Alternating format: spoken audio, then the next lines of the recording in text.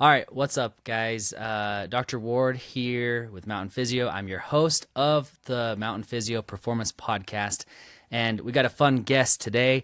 I'm excited to introduce my brother, Tayler, and I'll let him introduce himself, but I always start off these podcasts by really saying what impresses me most from the guests that I get to work with and get to have on here. And so, obviously, my brother Tayler, known him my entire life, always looked up to him.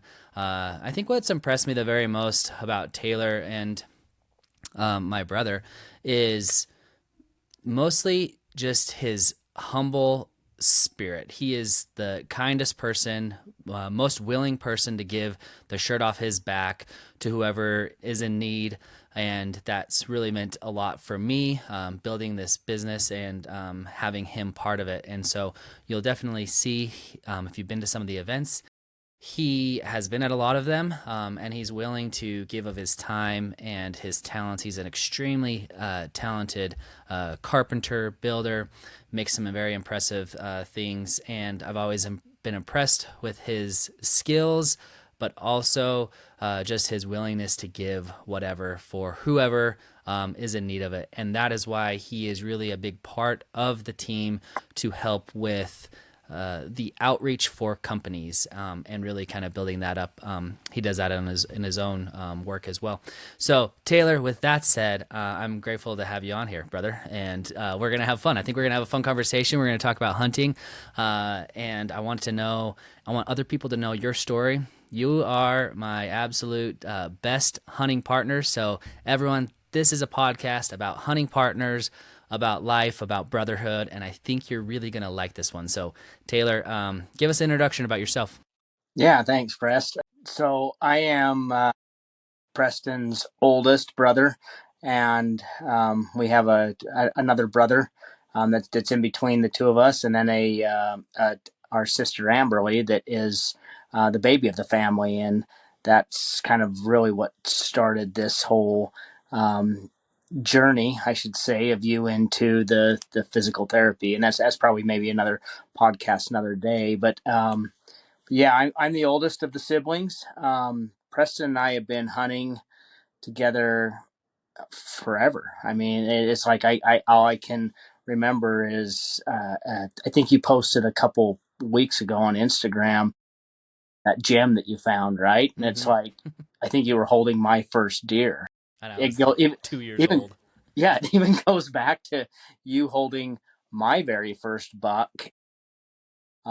We are we're 10 years different, and it just doesn't seem like we're quite 10 years. I mean, we do everything together, right? It's like we travel to different states. We find just we have a lot of interest, and our families have a lot of interest together, and we love spending time together as hunting partners and companions, and just whether it's hunting, fishing, Mm-hmm. camping, laughing in the woods, crying in the woods. I mean, we've Yeah, had a lot had of it good time. all.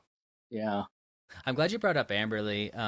So for listeners, Amberly, like Tayler said, is our sister, and she passed away. God, has it been almost? Let's see, how old am I? You are Been I'm 20. It's yeah. almost been 20. I think it's been 20 years that she passed away. It's pretty dang close to that.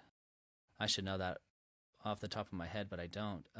It's been pretty close to that cuz I'm 46, you're 36, and she would have been 30 she would have been 33. She was 3 years younger than you, 30, 33, 33. Yeah, and I want to say that she passed away I think she was 14. 14. Yeah, 20 years. It's been 20. Yeah, I was gonna say it's 19, 20 years, which is so crazy to think. But I'm glad you brought that up because I think with the small introduction that I gave to Tayler, I want you to know the type of person he is. I think Amberly in general, Tayler, and I wanted to know your take on this.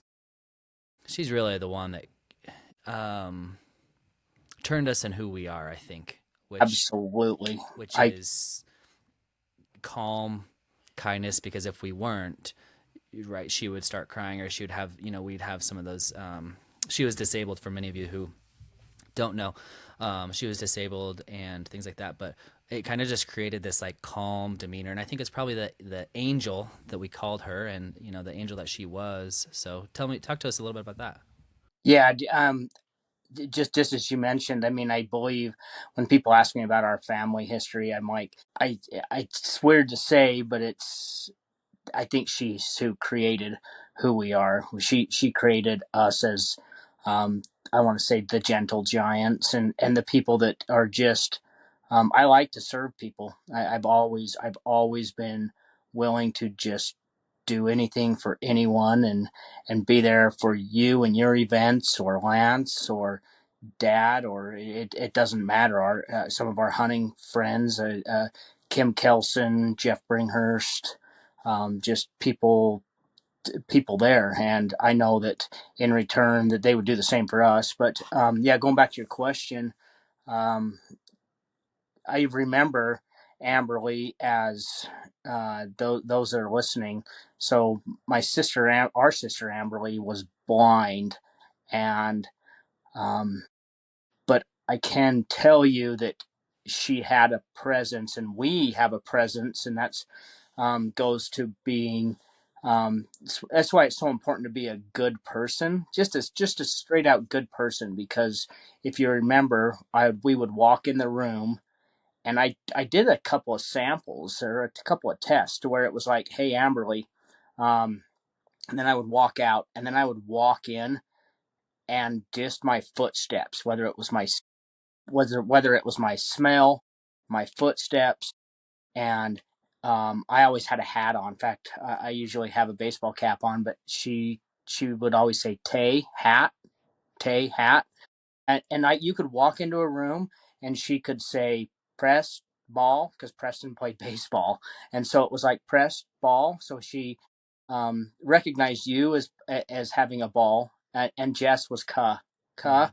right, because it wasn't Jessica, it was and she just knew of our presence in the room. You could walk in, she could either smell you, feel you, whatever it is, and not say a word to her, and she said hi Tay, or hi Prest. So yeah, I think it's very important to have in life, just Mm-hmm. be that kind of person, that you to be that emotional, or just be that kind of person that people look up to, and just be a good person, so people can just feel your presence, Yeah. honestly. Yeah, no, I'm glad you say that and brought that up. Like I said, I think she's really the one who changed who we are, helped us develop into the men that we are, and yeah, I think especially Tayler, and there were times that we had to care for her and everything, and so. But just being a good person, I think that's a good thing, and I think again from this podcast, I hope that you learn a little bit more about us all. We're going to obviously talk about performance. We're going to be talking about hunting, um, but just that's a very special moment. So thanks for bringing that up, Yeah. and sharing that. With that said, yeah. So you mentioned that I played baseball when I was younger. This is a performance podcast. We're talking about giving you techniques, giving you tools to really perform better in the woods and in general in life. And so, what sports did you play, Tay, when you were growing up and stuff like that? This is Well, taking us back. um, I wasn't much of a. I was kind of a workaholic, so I didn't play a lot of sports. I remember playing baseball and t-ball, with a coach. His coach Win Jones, and from Sandy City, Utah, and we we were very competitive. But I don't think I don't have a super competitive demeanor to me. I'm not, well, unless it gets back to my brothers, right? And then Yeah, we're competitive on whether we're sitting up against a wall for three exactly. hours or whatever it is. What But was that story that we have a picture of the three of us sitting up against a wall, who could sit there the longest or and we something? were just sitting there like this for like, and it was like we weren't letting down. So it was the 4th of July up in Mill Creek, but That's right. um, but yeah, I didn't play a lot of sports growing up. I think back. on that. We have boys, Jessica and I, that are very competitive. As you know, Sam is Mm-hmm. uh, the competitive, right? But Yeah. and then Sawyer and Stetson played competition soccer, but it's very fun. Um, those are those are memories that I have people at work that would oftentimes say, "Do you know how much money you've sunk into like traveling for soccer and competition?" And it's like, would I pay that 10 times over? Absolutely. Yeah. And so I think keeping your kids physically active in sports, doesn't matter if you can if you can financially afford it. It is worth the memories, and not even that, but just their physicality and just having them be fit and just have that team, anything that team spirit, or having learning how to cope with team members, or being a different person and a bigger person, and helping the team and grow. It just is, it's money well spent and time well spent in playing sports. Yeah, back to your question, it was baseball, and then I kind of phased out of that, and honestly just stuck to what made me happy was being in the mountains, being Mm-hmm. hunting, and physically. I think that's why I love the hunting community, and I love to push myself. I love the push that it's like people would always say, Jessica and the kids would always say, I would always go, it's one more mountain range. Let's just go one more higher. We'd go over there and be like, no, let's just go one more. And it would be one more. And it's never enough when you're hunting. You always want to push yourself. So I think that's why it's so important to have be physically fit, right? Because you're driven to go more, harder, faster, deeper into the mountains, deeper into the woods. Yeah. So yeah.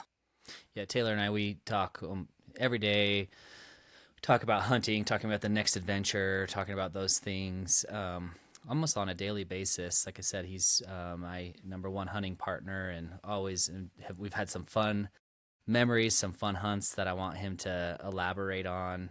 Um, but staying fit and staying healthy, I think for yourself is obviously a big reason why I have Mountain Physio is with our own family history of things and having cousins who have passed away at a young age, like staying fit, staying healthy, taking your health to that next level and making sure you invest in your health is a priority. So what are you doing?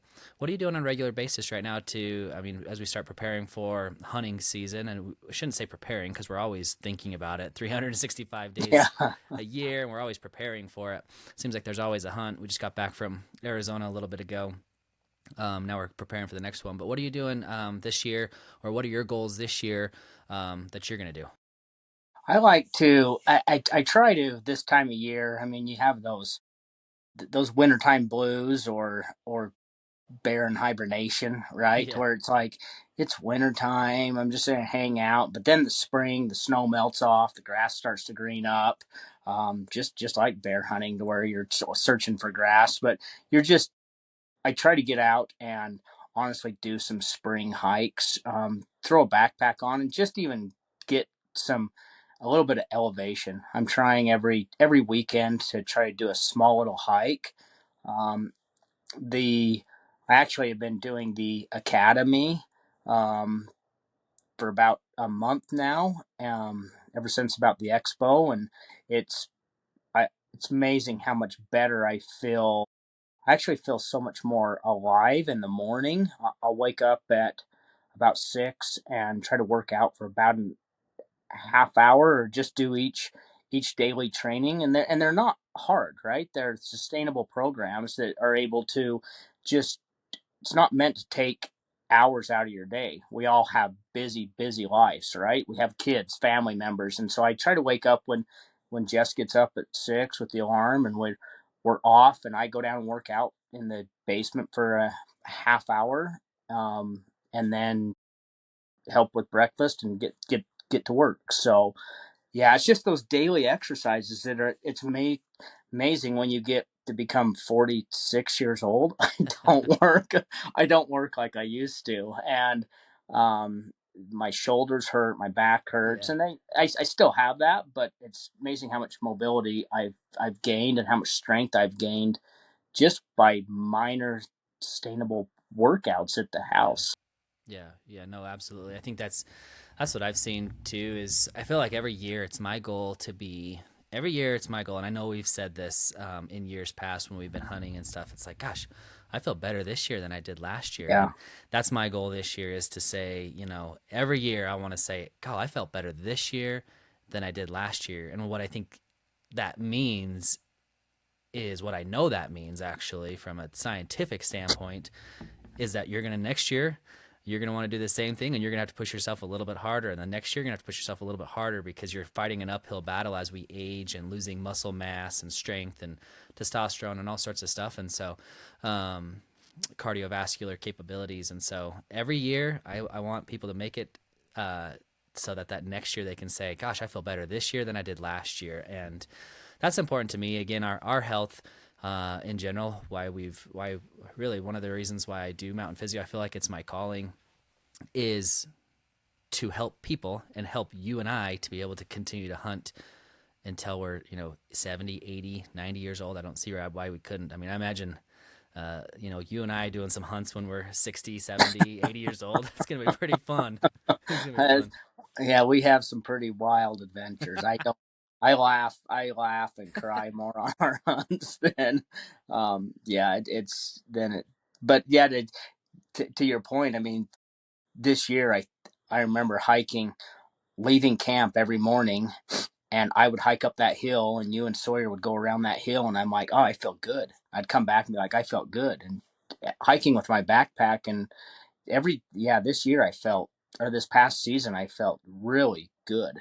I really did. And like I said, I'm 46 years old and just just wanting to do this I mean, the experiences we have with the boys and us is just priceless, right? So it's like, I want to keep these memories going for another 20, 30 years. So, Yeah.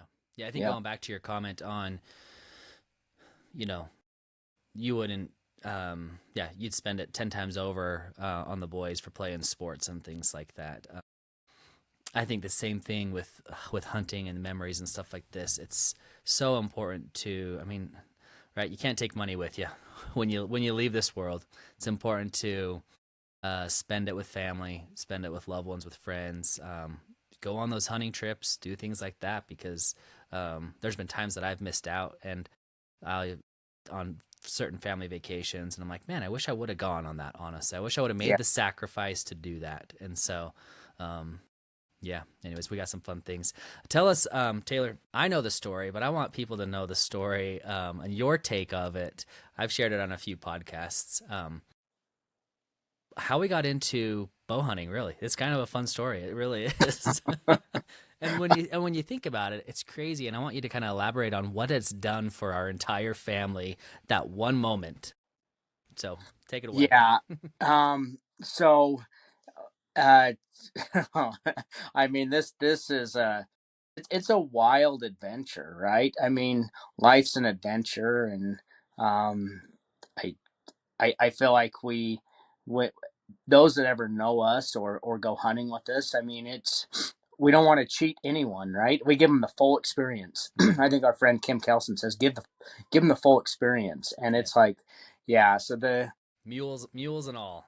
mules and all, yeah. I mean, it's the full experience. So don't cheat yourself in life. But back to your comment. So we were always grown up hunting up into the cabin, right? We were rifle hunters. That picture you posted with me and my first deer, I killed it with that 30-30 open sight 30-30. And that time I was 12. I think it was the year that you turned 13 or 14 you could start putting in. So we were always rifle hunters. And then fast forward a couple of years, we knew that we were always putting in for limited entry points. Well, this we put in for a limited entry hunt, and I think back then, I mean, you were probably just following Mm-hmm. my guidance, right? It's Mm-hmm. like, oh, wherever you go, I want to go, or whatever number you tell me. The system that Utah had, oh, geez, that's I been think it was. I always tell people it was paper back then. Was it not, or do I make that up? Or it. I It thought it could was. have been. I don't know. There was Yeah, it almost could have like been like both. filling in the Yeah, circle on a test. Yeah, that you can't go outside the lines and you have to use yeah, a number two pencil. Yeah, exactly. so I kind of think it was like that, but I don't know. Maybe I'm making that up. But yeah, yeah, keep going. but I remember putting in for our limited entry unit, and I know we didn't put in together. We put in separate, right? Yeah. I think I just told you, hey, put in for this number Yeah. of this limited entry unit, and well, here rolls around. I believe at the time it was about the same time frame, but here rolls around March or April, and we have the results. They the tags, I think, were email was probably not much of a thing, but I believe the tag was sent to us in the mail, and so I was like ecstatic. Mm-hmm. I get the tag in the mail, and I'm like, I'm calling Dad. I didn't even call you. I called Dad, and I'm like, oh my gosh, we drew our limited entry hunt. We're going on the. I can't wait to go kill my big bull with a rifle. I'm gonna be so excited. And I look at the dates as I'm talking to Dad on the phone, and I think my heart just sunk. And I want to say I almost probably tipped over because I read it and I'm like, August. Wait a minute. I the rifle hunt is in October. This is or late September, August, and I keep reading more, and it says archery. I'm like, oh my gosh, I don't even own a bow. So Yeah. I the last time I shot a bow was probably my archery merit badge at Yeah. scout camp. Yeah. So it's like, and then I'm thinking, well, Dad's got his old compound bow in the basement, and that thing creaks and cracks, and I'm like, I look at that and I'm like, so I was sick to my stomach, and then come to find out, talking to you, you're like, hey, I drew a tag too, and I'm like, well, I'm so excited, and I'm like, look at the dates, Preston, and it's like, oh no, archery. So none of us even owned a bow. Right. So that being that said, um, I was married at the time, just newly married. And so I asked Jessica, I'm like, what do I do? I mean, we didn't have a ton of money. We were newly married. And I said, what should I do?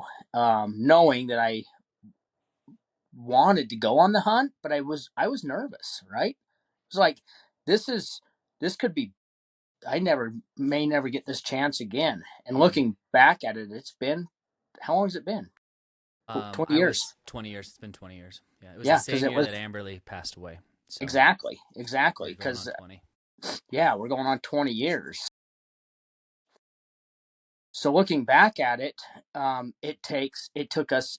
I mean, we haven't drawn limited entry elk again. So I mean, we're still 20 years later, still putting in for limited entry points, but Isn't that crazy? which is crazy. So I mean, thank goodness we didn't turn the tags in, right? Because I was hesitant. I'm like, do I turn this in or do I not?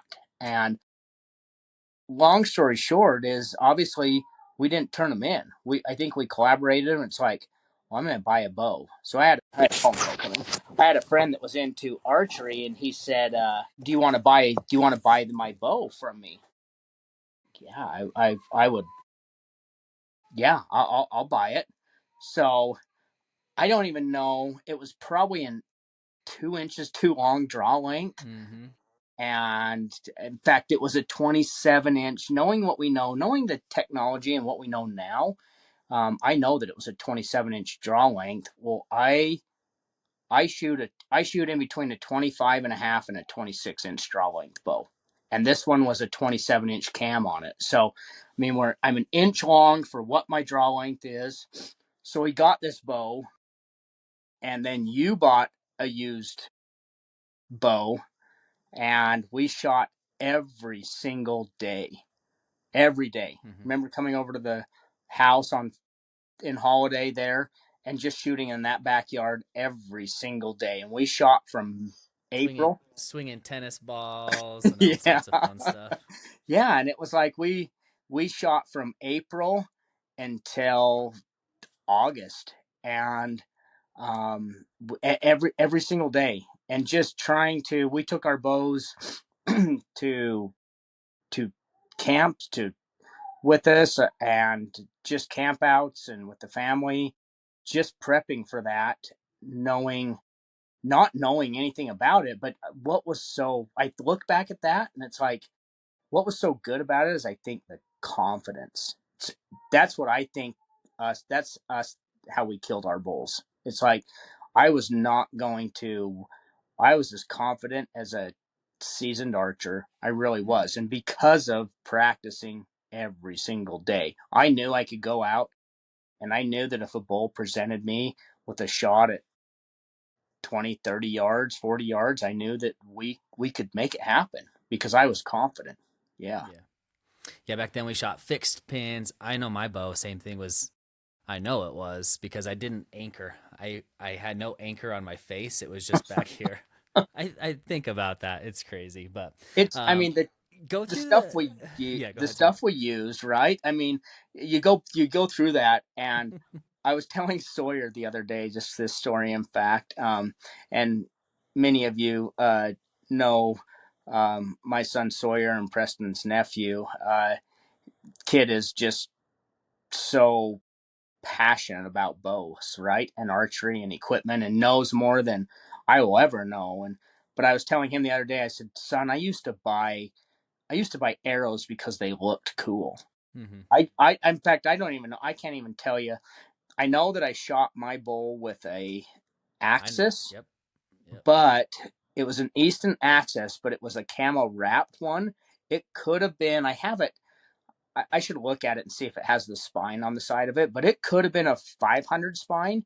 It could have been a 250. I seriously, I don't know that because I was buying arrows because the fletchings looked cool and the Axis, the color, the wrap, the camo wrap looked cool.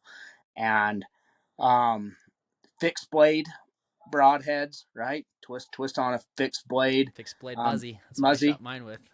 Yeah, mine was actually the interlock. Was it? Um, yeah, the fixed blade interlock 100 grain. And the, the just going back to your point, it was like anchor. What's an anchor, right? It was like just pull back, look in the peep, and shoot. Uh, uh, Seven deadly pin was the spot Spot hog. hog. Yep. Spot hog. The seven deadly pin is the fixed blade or the Yep. fixed sight I had on my bow. Yep. So Shoot to 80 yards basically, and we didn't yeah, even think about any of that other stuff. No, that's awesome. That's a funny. That's a yeah. Like I said, I always tell people that story, and it's really kind of it's really if you think about that again, probably not so much luck as much as destiny is what I'm gonna say. Of like if it of where it's put us in our trajectory of now, like we are bow hunters, like that's what we do, and like uh not just that, but how it's really positioned our lives and stuff, myself, us with this business, um working with the teams, working with professional archers, Olympians, all sorts of things like that, and just really like that's what we do is bow hunting. And people, even when I shot my bison, they're like, do you want to take a rifle? I'm like, no, like I'm gonna do it with my bow. We're bow hunters, and if I don't yeah, get one, I guess I don't get one. Like yeah.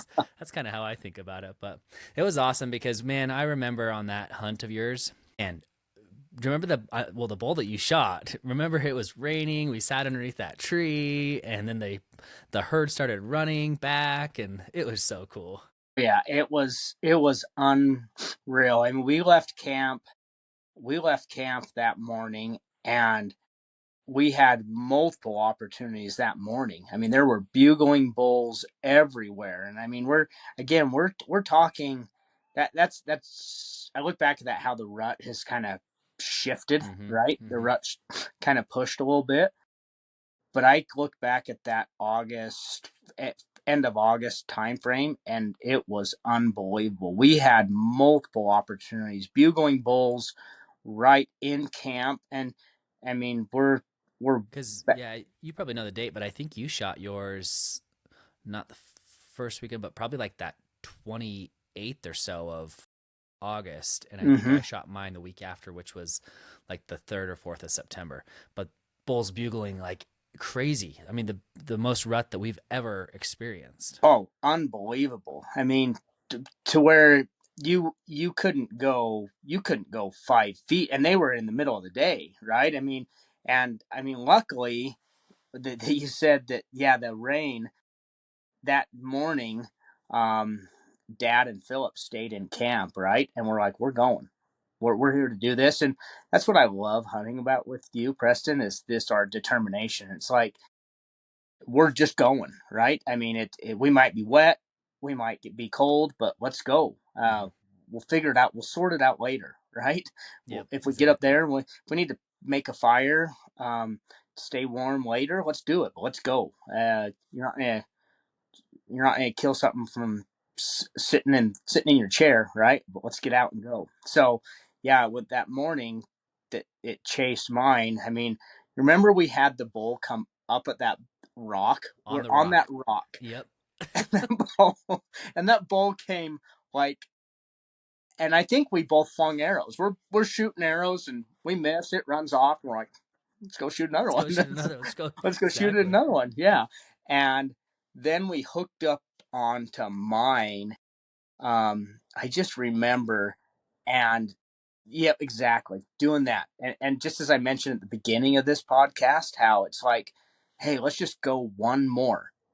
Let's just go one more hill. We would go over one more. We would bugle to him, cow call, and you remember those uh, those sapling quakies that we walked through? We walked through. Yeah. They were only, and we were just, and then you remember I couldn't see the bull, but you could hear him bugle, and then his cows, and then he would kind of gather up his cows, and he would And then push just them push them. Yep. up and over one more canyon. We're like, Mm-hmm. well, Let's it's go. trying to do us any good. Let's go. Yeah, and I think we just kept going and going and going, and finally we sat underneath that big pine tree and had a sandwich. We ate lunch underneath that big pine tree, not knowing that he was kind of over this one and not how far he was, He probably and wasn't.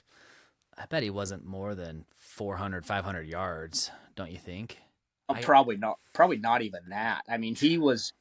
trying to remember that all the way, but yeah, he wasn't. I remember like because after that, you're going to get into it, what happens, but it wasn't. It was he wasn't far. Oh, it wasn't long after that, and I think we were just talking just like brothers and just being Mm-hmm. like, wow, can you believe this morning? I mean, and it was unbelievable. That is my like in meditation. They say go to your happy place, and literally that is like the hillside that I go to right there, overlooking the valley. Like I'm just like that is my happy place in life right there. Yeah, me too. I mean, and I can still see us sitting underneath that pine tree, literally eating a sandwich and just thinking and just knowing. I mean, this is the middle of the day. Remember, it was like one. So the story keeps going, and um, we're like, well, let's hey, we're not gonna kill it sitting here. Let's go. Let's go. And so we start going again. We bugle. I mean, it's one. I want to say it was like 1:30 in the afternoon. We bugle, and all of a sudden it rips out a bugle, and I think it finally got so upset with us just pushing it, or whatever, call it Mm-hmm. what it was. But he's like, and finally it was like, okay, I've had enough of Going back this. to fight. Yep. Yep, I've had enough of this, and we never put eyes on this bull until this point.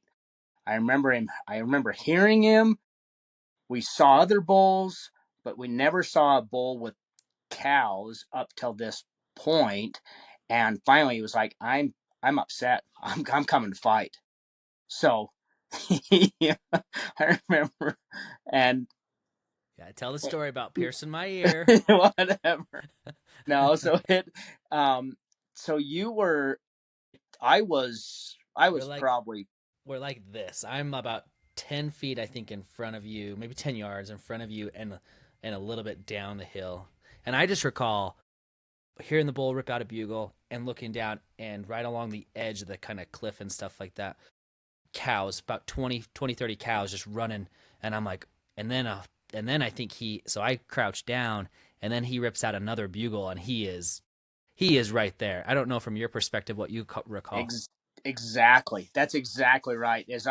I remember, I want to say, I always think you were about anywhere from 5 to 7 yards in Yeah. front of me, and it wasn't far, but you were, yeah, it was like here and here. So Mm-hmm. you were in front of me, and then those cows just started filing around that edge of that cliff, Mm-hmm. and all of a sudden he rips out a bugle, and he's hot on their tail, right? He's tracking them, not letting them leave. And it was like cow, cow, cow, cow. Like you said, 20, probably every bit of 20 cows, 20 to maybe 30. And all of a sudden he comes out and it's go time, right? I remember seeing you in front. And then honestly, after that, I think we both drew back at that point. And um, I'm sorry, little brother, but I'm like, I'm letting it go. So Nice. it's like I don't think we either each of us thought it was. We were both up there to kill elk. We both had tags, and I think it was like he came out. I felt that confidence that I'd been practicing for 4 months, and I'm like, it's now or never. He's tracing his cows. Let it go, and I let it go. And I remember that arrow.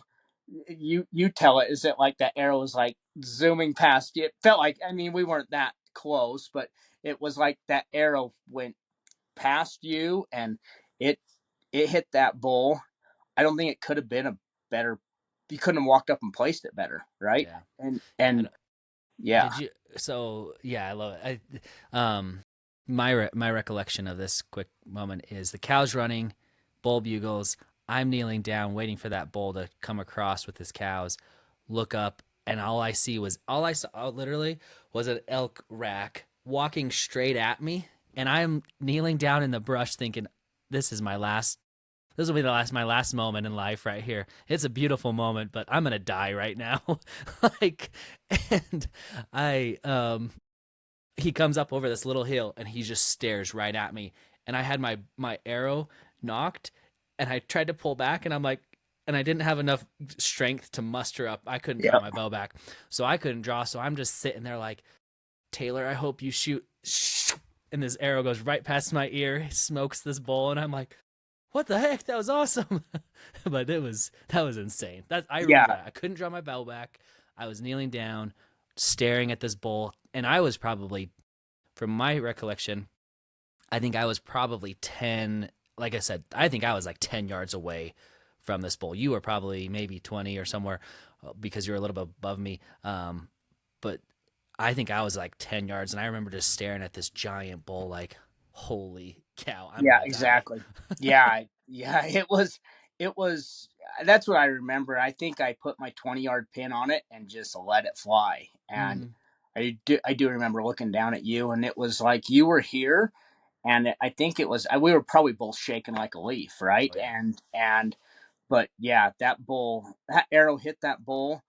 He ran off. Cows ran off, and I remember him. We bugled to him again just to try to calm him down, and he ran right towards the edge there, stopped. I knocked another arrow because I'm like, again, this is our first big game hunt with a bow, Mm-hmm. and knocked another arrow. He stopped. I went to draw back, and then it was just got that wobble and fell over. I mean, he Mm-hmm. didn't run. He didn't run 50, 60 yards, I felt like, and just to the top there, Yep, he did. and just tumbled. And it was unbelievable, right? I Yeah. mean, I think that's what hooked after that experience. And then I was unfortunately not there for you, and you had that experience with Dad, which, I mean, you can relive that moment, and that's what hooked us on archery. Ever since then, 20 years ago, we've never looked back, right? Yeah. It's just been, I'd rather go and eat tag soup and not than to not, not take my bow. It's Yeah. just hiking my bow around the hill. We've been on a lot of hunts where we pack our bow, we take our bow on a hike. Yep. And that's archery hunting. Take your Yep. bow on a hike. So, Yeah. yeah. I think the reason why we bugled to that bull after is because we cut our teeth off of Will Primo's and the Primo's hunting videos. We watched those every single day and all the time. We watched the same episode and those Primo's guys and Yep. um, Brad Ferris. Yep, Brad, Will. I can't even remember them all, but Brad and Yeah, Will he and had and his brother, Will's brother Jimmy, and Jimmy. Yeah, that's right. yeah, That was so fun. and But that's what we cut our teeth on was watching those videos, and that's literally how we learned how to. I feel like elk hunt with a bow there. absolutely, absolutely. All the truth, like the truth, 5, 6, 7 Yep. videos, right? So and Will would always he would shoot at a bull and he would bugle to it, and it's afterwards, and he was always successful. So that's Yeah. kind of what That's we what we learned. did. Yeah, And then so then a week later I shoot my bull. Had an awesome experience. And I was so I didn't even own a rangefinder. You probably didn't even range your I bull. didn't. There's no way. I don't even think I owned a rangefinder. We were so inept there, but I think back at that, and again, I think every time I tell this story, and I love hearing your story, your side of it, because I miss a few pieces. Um, but just honestly, I feel like it was our calling in life to do that. And then a few months later, um, on that trip, actually, let's see. Well, that was in it was only a month later that Amberly passed away. It was only a Yeah, month because if later. you remember, I just feel like, I mean, call it what it is, but it was, I mean, just such a special time, right? Yeah, We were able to be there with Dad. We were able to be there doing what we loved, and then Jess and Mom were able to take and Amberly Lance probably I think and too. and Lance to Disneyland, right? And that was her. If you remember, that was kind of the Make a Wish. It was. Uh, that was what she wanted to do, and so they were able to go to Disneyland with her and have that experience. Yeah. And it was a month later that she had passed away. So it's like it all comes together, and it came together just absolutely perfect. Yeah. No, I think it was definitely how it was meant to be, and but yeah, I love hearing your side of the story and stuff. And we were miles deep, took the mules, had the wall tents, just such a man. I look at those pictures often, and still just such a memorable experience. And again, that's what we cut our teeth on. That's how we learned how to bow hunt, and now I consider us that's what we do. We're bow hunters, and Yeah, and I mean, for both of us to be successful on 350-inch bulls, yeah, I mean, it was unbelievable. I mean, we both killed bulls of a lifetime. I mean, to yeah, kill a 350-inch bull with our bow was, but yeah, that was kind of how it started, right? It started all by just either luck, just something that it was like this may or may not work, but you know what? We're gonna make it work. yeah. So yeah. Yeah, I think, and maybe I'll have you tell another story, or maybe another. As we've become better archers, I will say, more skilled. Here's a fun one. So my brother Tayler, he's always challenging me, right, to different challenges and stuff. We're out at my dad's house, and he's like, Oh yeah. bet you can't shoot through the metal Iron Maiden, basically, the metal posts for the fence. I can do that. My dad's like, I'll give you $100 if you can. Totally just center punched. So we go out there on a hay bale, put up $100 bill, aiming for the $100 bill, and I just totally center punched the metal post. And I'm like, Dang it. It was just like that Iron Maiden. It It's just was. that arrow, bing, and bounces Yeah. off. Yeah. So then years later, I was able to get it, and I'm like, okay, sweet. So feel definitely that we're more proficient and stuff. But um, this last year we were hunting, and like I said, love hunting with Taylor. He is my absolute best hunting partner. Guys, get yourself a good hunting partner. If it's your brother, if it's a friend, anyone else like that, your spouse, that's awesome.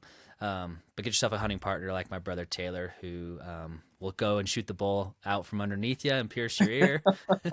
But he'll let you hunt a lot of things too and shoot things. And I think that's what's fun is the camaraderie. But last year we were hunting, and I think you said, like, it's oftentimes about the experience, and it's about the camping too. Hunting's more than just killing an animal. Like it's a lot about just the experience. This last year, if you recall, it was wild. We were in rattlesnakes, we were in Oh, it was lightning storms. Lightning still is super sketchy for me. But lightning storms, wind. I wind. mean, the wind was whipping the tent, and it was smacking us in the face at 1 a.m. It was like, how how do we expect to? What the Oh, heck are we doing up here? I mean, we came across half a dozen rattlesnakes, and I'm like, this is. And those that know me, I do not do snakes. I hate oh snakes. man. Oh, it was sketchy. Yeah. Yeah, I remember the tent, waking up and the tent is literally just on my face. Like, this is so stupid. And we're suffocating in the tent because it's literally laying on our face. But we then ended up moving over to heaven on earth, honestly. Oh man. And um yeah, I think hunting is about camping and stuff. Now that spot that we're at, is just such a beautiful spot and such a beautiful camp. And I think of all the even all the other places we've hunted and all the other mountains and different states, like, but that one spot that that I'm talking about, is just gorgeous, honestly, and like this I little re- shelter. it's a little. I mean, a little oasis, right? I Yeah, mean, I think oftentimes last year I'd pull up my binoculars and be like, "Yep, we could have been over there because it was," and the wind is still whipping down that canyon, and it's like, yeah, we are in paradise now, and yeah. it just turned out so amazing. What are some other what are some other memories, hunting experiences you have together, that yeah, anything else that you thought of that you think about a lot? Yeah, I think, I mean, there's there's so many that I just absolutely love hunting with my brother Preston. It's like it we talk hunting every day. We really do. We call each other every day, talk each every day. Um, our limited entry deer hunt, right? Our Yeah. limited entry deer hunt was. I remember again we were going after deer. We split up. And I think I remember you telling the story that I don't know if you heard me shoot or maybe not, but I shot my buck and Yeah, I heard, and I said, I think I called you or texted you. Did you just shoot? I just heard, that thwack, or I heard something, or I heard a yeah, deer take off. yeah, and I shot my buck and um I ended up killing it and then I'm like, "Hey, where are you at?" And you're like, "Hey, I'm on a buck." And I'm like, "How can I come help you?" Right? And the experience that I look back at that hunt and be like, again, how that worked. I know. But Speaking of, how did that work? But keep going. but how that worked again. If there's one thing that maybe this podcast or just talking today, it's like, guys, just go for it, right? Just go, whether it's going to work or not going to work. Give it a try, right? Yeah, just if you see an animal or whatever, just go for it. Take off and go. If you blow it out, you blow it out, and you didn't get a shot, but you gave it all. So, but yeah, that. So, I remember, and this was 12 years after we'd killed our bulls. So it's like we were Yeah. 12 more years into it. And we at this point had better technology, rangefinder, probably. Yeah. Um, I still didn't use it. and, and, and so it was like we knew about the wind at this point and everything. Mm-hmm. There was like, and so we talk on the phone and you're like, I am watching 2 bucks, Taylor, right now. Let's try this. I go clear around the mountain because of the wind, because we know if you stand up, I mean, how Yeah. far were you? I was 150. I was maybe 100 yards away. No, I actually know I was probably not 150, and I know I wasn't 100. I bet I was like that 120 mark. Okay. Far enough that I was like, yeah, it's far. Yeah. Even that's a far shot. And it's like, and we had been practicing. We were capable of shooting 100 yards back Yeah. then, but still far, right? Yeah. So it's like we go and so you're like, why don't you go around the mountain and come down on them and try to basically kind Push of him right to bump me. them, push them to me. Yeah, I think it was like, I don't, okay, let's try I it. was like, So, there's no way this is ever going to work. and I think, so I go around the mountain, I come over the mountain, and I'm getting down, and we're talking, and it's like, hey, and you're like, you are like really close to them, and I think I want to say I never saw them until they stood up because they were bedded. There was 2 bedded bucks that were bedded, and I remember them getting up, and I don't think I was more than 20, 30 No, you yards weren't. from them, Yeah. but they bumped up and they beelined right to you, Straight down the canyon, straight back up the hill where straight, I was. straight down, straight up. And I remember you shooting, and it was that was it. And I'm like, oh my gosh, this This worked. actually worked. Yeah, exactly. I think you're right. I think if we're talking about performance, I might throw my 2 cents in there. You know, get fit, stay healthy, do your cardio, strength, all those sorts of things, but just keep going. You got to do that so you can just go and go and go. But yeah, I couldn't believe that worked, honestly. I remember that buck coming, running down, running straight up to me. There was a little clearing, and I shot it with my 20-yard pin, and I hit him high. So I bet he was only 15 yards away, and hit him in the spine, and then went and shot him again. But I was like, "There's no way this is gonna work." And all of a sudden, now we have two deer on the 4-wheeler, and two two deer. I mean, that's one of my favorite pictures as yeah, well that we have is I mean, how cool we killed both of our limited entry elk the mm-hmm. same unit, the same year. We have the two picture of our deer, and just it worked, right? It's like we have two caped out, gorgeous 165, 170-inch mule deer, that we were just successful. And I just love I mean, our big bear hugs and our high Yeah, fives and just at our celebrations at the end. And it's just is so amazing. Another one that just really sticks in my mind is probably one that you think. I mean, there's just so many. We from archery, antelope hunting up in yeah. Montana. I mean, it's just like so crazy. We archery deer hunting down in Arizona, javelina hunting, and it's like to being there on your javelina hunt and you shoot that javelina and it just literally does a Yeah. backflip down the. But then that just the one year that we just hunted that limited, or not the limit, but just the general season tag, and I killed that buck. And you shot that And buck. but it was I just shot the tree first, right? Oh gosh, that buck. Okay, you shot it. I was thinking the other buck. No, I'm thinking so the other buck. I'll let you tell that story, but the other buck, same thing. We're walking down. It is like we got 5 minutes maybe left of light. You're like, there's a nice buck right there. I think you probably have him in Stetson's room, maybe, I or do. Yeah, it's like a 3x4 or something, or a 3 by something like that.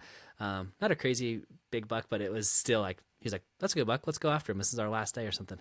We're walking down. We're literally walking right towards this deer. I'm like, Taylor, we're close enough. We're never going to get closer. Oh, we got this. Just let's keep going. Taylor, we're close enough. Stop. They're never going to know we're here. And we're like in the middle of the open. And we get to like 80, 70, 80 yards or something, maybe even closer. And you just smoke this deer. And I'm like, how did that work? That never should have worked. But it was awesome. Yeah, it was. I mean, it was, yeah, just walking right to it, right? And it was like, yeah, this is not going to work. And it's like, then all of a sudden I'm like, oh, this will work. Yeah. Yeah. Yeah, no, you should tell that story actually, because that is a funny story as well of What was Rice that? Krispie finding your glove, the Rice Krispie tree. We're walking down, we're camped in a beautiful spot. There's elk that we see, and then we see some nice bucks that Taylor's gonna go after. Tell the story because this is funny. Oh, I mean, I laughed so hard at that because it was, we, and we all know how just, it's like the deer and elk. I mean, they'll see you coming from miles away, but also, so we're Hear trying to ya, be, all sorts of but yeah, things. we're trying to be stealthy as can be. And I mean, we're walking stealthy, and then all of a sudden, it's like walking on a bag of Rice Krispies. It was crunch, crunch, crunch, and it was so crunchy. So And we're walking on shell at this point, trying to get yeah, off this. We're trying to drop like 600-700 feet to get down to. Well, no, from the top where we saw him, we were probably trying to drop 800 feet ish to get to him, and we're walking on shell. We're walking on all sorts of stuff. and it's just like I mean, there's rock sliding, there's shell sliding, and it's like we call it Rice Krispie Hill now because it was. And then we finally get out of Rice Krispie Hill, thinking if everything's not blown out of this canyon, I'd be shocked. But the Yeah, deer are still down there. And then that dang owl, or that freaking golden eagle, comes yeah. soaring down the canyon and smacks into a not smacks, but lands into a dead tree, and just branches falling. I think he was after a grouse because you remember how many grouse there were? Yeah. Literally 40 grouse, and we'd walk 5 feet and flush 5, walk 5 feet, flush 2, walk 5 feet, flush 10, and we're like, what is going on? Yeah. Oh And man. then this big golden eagle after this grouse, and then smacks into this dead tree. We got dead branches falling, and it's like, this is, we look at each other and we are crying because we're laughing so hard. How is this going to work? Yeah. I lost my glove the day before, found my glove like 5 times, and so Off of a cliff. Like, remember we were walking on that, we like descended like a 10-foot cliff holding onto a branch, and you're like, hey, look, my glove. I'm like, I'm hey, like, my glove. what the heck? So we get down there, and that That's was funny. just such a crazy, chaotic day because we get down finally after all this commotion. I feel like it's like there's no way that they're still here. Well, we get down there. Here comes a coyote. You Yeah. shoot at the coyote. you shoot you shoot and hit the coyote. Um, and it's like, no, we're still deer hunting. So we go after the deer, and come to find out that they're just still kind of feeding and grazing there. And I knock an arrow, and I remember Preston being like, and I remember seeing the this deer, I want to say, was 87 yards, and there was a branch. Like this, I Yeah, right? I pull my bow back, and Preston's like, watch the branch. What did that arrow do? It couldn't have center punched that branch more. It Exactly. freaking drilled that at dead branch, and the branch was probably at, I don't know, 650 or 60. It was like the arc of Yep. the arc of the arrow, right? That Yep. freaking arrow center punched that branch, and I'm like, oh my gosh, because this was a nice buck. I It's a mean, he's a really nice book. nice, really nice He is buck. a nice book. And what do we do? gather it up again, and we're like, and they're still standing there. And I think we were able to scoot 8 to 10 yards closer after smacking that branch. Everything kind of settles down again. He presents another shot at this point, something yards, 71 or 72. And I just remember shooting that broadhead. In fact, it was Bill's broadhead. It was an iron wheel broadhead. Yeah. And I remember shooting that iron wheel broadhead, and it hit that deer and just heard that balloon pop, right? The other 3 bucks run off. This one didn't run off. And I remember walking up to it, and just, it was an awesome experience. But just the whole, I mean, to leading up to that, going down all of that, and then after that, you're like, oh, hey, there's the elk. Preston goes and shoots an elk. Yeah, it's like, Do you remember do you remember how many elk? There were like 100 head of elk in a tiny ravine. Because all of a sudden we're like, where did the elk go? And there was literally a small ravine of 20 feet deep that they were like stuck in, and maybe some of the other pines and stuff like that. But I don't yeah. think there was more than 12. I think I remember telling that story that? that there was like 12 pine trees. It's like this 100 head of And elk 100 head of elk. hid in 12 pine trees. And Yeah. it's like they literally disappeared. And I remember now, after we went over and celebrated, you and I, and high-fived and on my deer, and you're like, hey, I'm going to go shoot an elk. And you did. And just, again, the kind of the moral of all this is just go, right? Yeah. I mean, just Well, go. you and I've had the same conversation a lot, and I like this because I think we've had this discussion of, if you get the like if you see them, just go for them. Like don't even. I think we learned that from our elk hunt. We learned that from this deer hunt as we started to hunt a lot more of these deer and stuff. It's like, you just got to go. You got to go, and you got to get into position. I know so many people that will just kind of wait and stuff like that. And if you do, like, you just kind of, I think even this last year, we kind of waited. And remember, there was another hunter that got there quicker than we did, and we were kind of like, well, yeah, there's no one down here. Let's go. We'll just kind of watch them for a second. We got beat to the punch, and if we could have gone and got up there, I think we could have got a shot at that buck. But the moral of the story is, we just got to go. Like, I think you do. You just got to go, and you got to go quickly. Yeah. I think. And that's where, whether that's why having that cardiovascular, just that health, and just being training preseason, so when it is go time, whether you have camp on your back, or whether it's drop camp here and we'll come back for camp, but just let's go. I mean, it's been, and when it's go time, it may be, hey, let's go down, up, down, and we'll finally get over to them, because we're glassing them 3/4 to a mile away. But yeah, let's go. And it's just, yeah, having that preseason training. That's why I felt so. We did a lot of preseason this year, and I felt good this year. I think that when it was go time, it was ready to go. Yeah. Yeah, exactly. Yeah, you gotta train early. Again, that's why we have our academy, really kind of doing 365, which is in and of itself the same thing, but just daily training, workouts, sustainable and stuff like that, so you can do that, so you can push yourself hard. That one buck that you shot, that you hit that limb, I remember that it was a couple days earlier that it was so fun to get Stetson, your boy. We got him on that same buck, and we were close. I remember you walked me, Sawyer, and Stetson, and we were trying to get Stetson this deer, and that is like my goal in life, is to get Stetson this deer. And we got so close. I remember that, and that was kind of fun, though. We've had some fun. He'll be successful this year. Yeah, I mean, it's so much. I think you were within that time, that same year where you guys got close to those elk, right? I mean, it's like, oh yeah, oh my gosh, yeah. I love Stetson.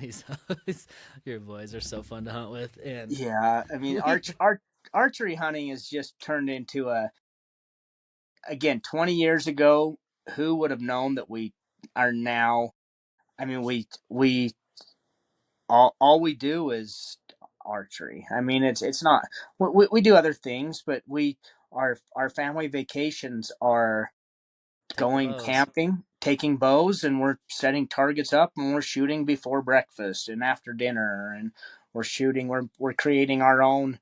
Um, remember that one Mm-hmm. year where we did our own little 3D total tack. archery Yeah. 3D tack, right? Where we had Presley and Sam and Jess and Kim and Sawyer and Stetson, and we're up there and we're putting money on each target, and I mean everyone's coming away with money, and it was like a money shoot, and it was just a lot of fun, Yeah. right? Yeah. Yeah, that was fun. I still think I was thinking about that just the other day actually. I'm like, we should go do another trip up there. It's, just because this is fun. Tell the story. There's two more that I kind of want you to tell the story of. The antelope hunt A was fun and crazy and hilarious. And then the other one is we were hunting for my bison and we're riding the mules and on a scouting trip. Do you remember that? And do you remember the mules what they did when they came across those horses, those dead horses? Yeah. Yeah. So now I told someone that one. I actually told someone that story the other day. I said, "Oh, my brother." I said the year that Preston drew his the sportsman's tag for the buffalo. I said he and I are down doing some early season glassing and early seasons kind of glassing and scouting. And And I will say, let me interject here just a second. These are some of my absolute favorite trips. It was just you and I that went, took the mules, and it was again just you and I having a good time. The same thing with the antelope one. Those are my absolute favorite. Of just we go down and we just come across some crazy adventures. It seems oh, like we do. It's some adventures that are just they're memories that are just so hysterical and things that we can laugh about today, right? And we again we laugh, that's why we I'm kind of cry, getting we have nervous about Alaska. yeah, Alaska's kind of freaking me out a little bit, so because who knows what's Who going to come knows on what's that gonna with some of happen? our adventures. But yeah, that one where we took the mules and we are riding. I mean, those of that have ever been on mules, and especially backcountry, who's to know? I mean, crazy enough. Dad got thrown off his right Mm-hmm. last year and ended up breaking 4 ribs. Yeah, So, but it doesn't stop. It hasn't stopped him. I mean, he, in fact, he rode. This isn't the trip, but he I said, Dad, let me take your mule. No, son, that mule's not going to get the best of me. Okay, yeah, Dad, whatever. yeah. So get back on your mule. Um, but hunt or that scouting trip where you and I were scouting for your bison, um, I was telling that story to someone the other day that I said, my brother and I were scouting for his bison and we're riding down this canyon and it's early morning, sun's not up yet, and we're just enjoying the ride. I don't think we're saying much to each other. It's pretty quiet. It's a pretty quiet morning. I mean, not it was it would it have been early late spring, Yeah, I think it would have been with the snow. Probably, I'm thinking May-ish or May, June. June, But yeah. yeah, It's kind of when I was thinking. So I mean, we were back country and we're riding and we come across this we come across this get the odor right. stench, exactly this stench where we're like, there's something dead for sure, and that's not what scared the mules.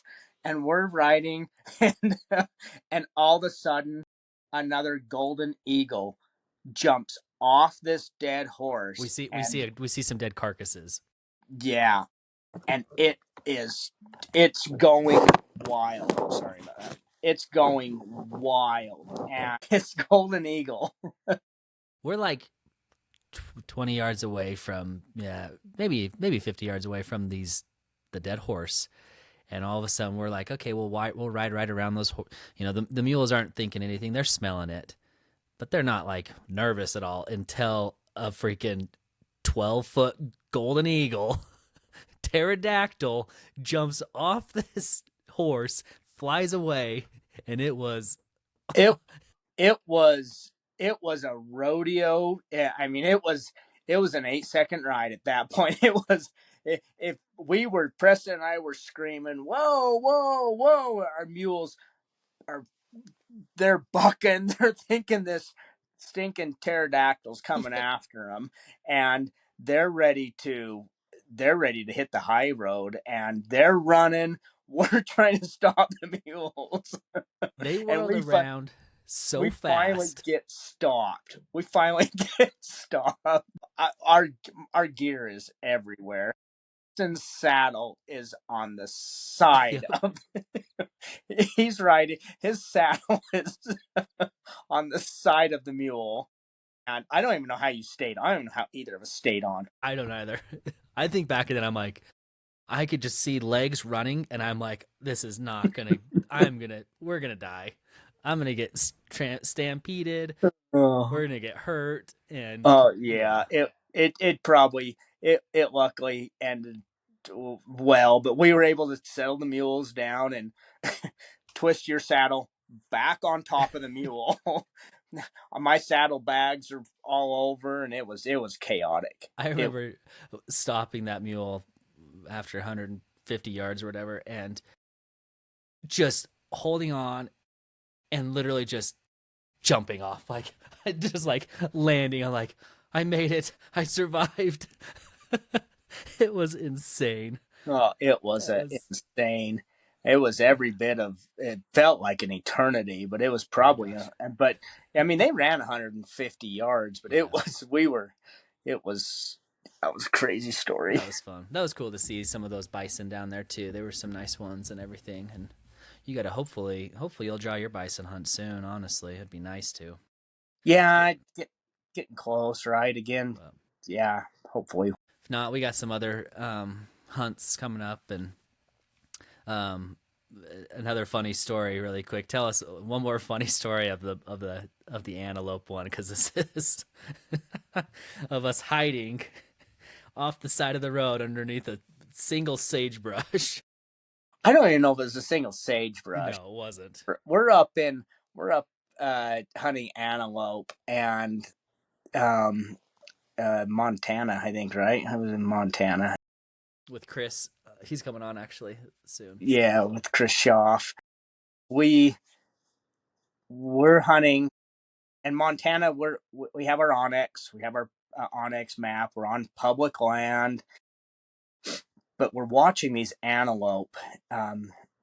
And there's some antelope coming to a watering hole, and everything's on. We're on public land, and all of a sudden, there's a rancher coming down the road, and I don't know the whole story. If the rancher would be upset, we're on public land, but these antelope are kind of coming towards his watering trough that's on his land, but and we're then right on the all the border. Montana is very much checkerboard, where you have to watch, you have to have a map, and so we're kind of right on that border. Like, again, public, but yeah, we're just right on waiting that for border, these but these antelope antelope to. are coming right towards his watering trough that's on his public land, and Chris is like, here comes a car down the road, hide. And we look at each other like, where do you want us Where to do you want us to hide in the flat desert? I am. We curl up with each other, and we're like I'm laying in Preston's lap, and it's This like we are trying to hide behind. It was it was crazy. I mean, it was the desert. There wasn't a rock bigger than a baseball, and he's like, hide. I'm like, where do you want us to hide? we're hiding behind this tiny little thing, and yeah, I just remember you being in my lap, and we're just like, just don't move. Maybe he won't see us. Yeah. It was one of those moments that just, if we stay still, we If can we be don't right in the middle of the open. If we don't exist. if we don't look at him, he won't look at us, and Yeah. drives off. And oh Oh. man, that was fun though. That was crazy. Man, we've had some fun adventures. I think, yeah, like I said, I'm kind of interested on Alaska because we're heading up there, and who knows what we're going to encounter up there, because every time I go with Tayler, it's just such a fun, memorable experience. Yeah, it's March. Let's see, what are we? We're March, right? Right now, and so I don't know when we'll release this podcast.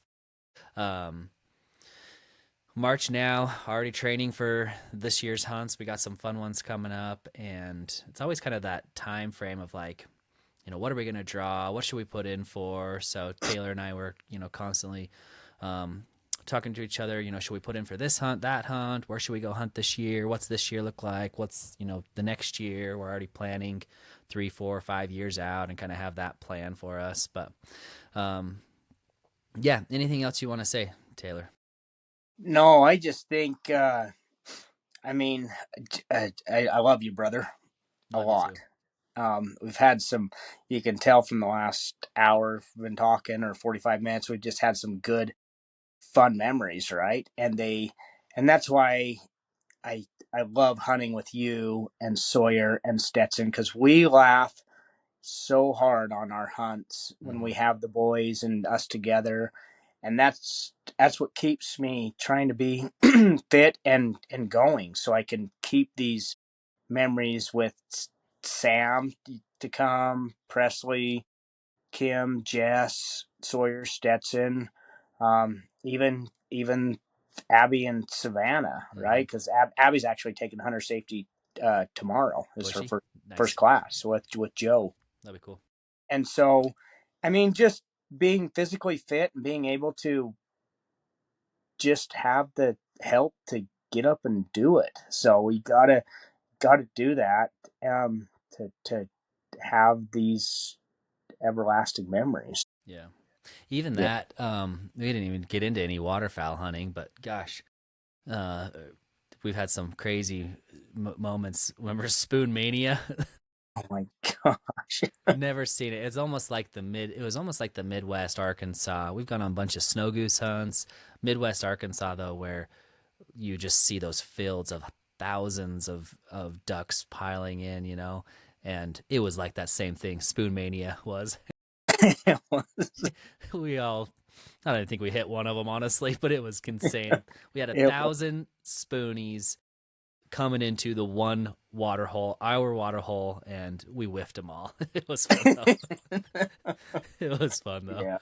We've But had no, some good memories, good memories. So, of yeah.